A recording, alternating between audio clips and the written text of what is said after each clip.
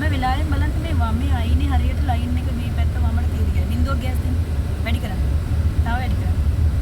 තව වැඩි කරන්න. try එකක් දෙන්න අර කොළපාට පත්තු වෙච්ච වෙලාවේ යන්න පුළුවන්ද කියලා. වැඩි කරන්න තව.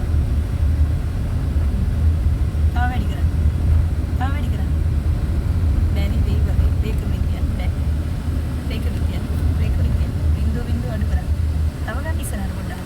තද වුණා වැඩි එකපාර. දැන් කොළපත්තු වෙච්ච වෙලාවේ යන්න ආවට අන්තිම තප්පර ගානේ තීරණය කරන්න ඕනේ යන්න බෑ කියලා. thinking distance and braking distance. හරි. ඒකට කියන්නේ හිතලා බ්‍රේක් එකට කකුල අරන් නවත්තන්න ඕන ප්‍රමාණය සහ යනවද නැද්ද කියලා ප්‍රමාණය හිතන්න ඕනේ. ඒක දෙකම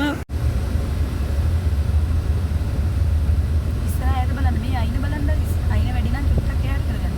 අත ගලවන්න එපා. වමනේ වැඩි කරන්න. අන්දක් උත්තක් වමට අල්ලන්න. ඊතර මේ හරිය ඉස්සරහත් එක්ක බලනවා නම් හරි.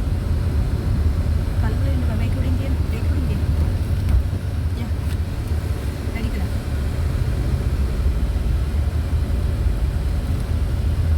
කලබල වෙලා යන්න එපා. බ්‍රේක් කියන්නේ අවශ්‍ය වෙලාවට අඩු කරන්න. අයින් යන්න එපා ඔය. ඔයාට තේරෙන්න ඕනේ මෙතන ළඟ වාහනයක් තියෙනවා ඕනවට වඩා ස්පීඩ් දෙන්න බෑ කියලා. හරිද?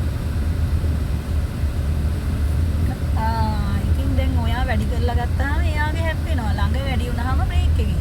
පල්ලමක් නම් දැන් ස්ලොප් එකක් යන්නේ බ්‍රේක් එකෙන්. බ්‍රේක් එක හරහා අරන් යන්න ඕනේ. වමෙන් ගන්න ඉස්සරහ කෙලි. යා. ඉස්සරහින් අයින් කළා නවත්තන්න බලන්න. ඉස්සරහින් අයින් කළා නවත්තන්න බලන්න වහන්න. කො ට්‍රයිල් එකට දැන් කියන්නේ ඉච්චරනේ. ඕලමෙන් සිග්නල්. කන්නාඩි ඉදිරිය බලලා හරියට අයින් කළා නවත්තන්න මෙතන. කපන්න ඕක. මෙතන නවත්තන්න බෑ. අපිට කපන්න. දැන් අයිනට ආවා. දැන් අර පැරලල් ලයින් එක බලලා දකුණට කපන්න. කකුල තව උඩට කරලා තියන්න. කන්නාඩිය ඉදිරිය 10 පාරක් බලන්න අර ත්‍රිවිල් එක තියෙන හරියයි කන්නාඩියයි. ලයින් එක සෙටල් කරලා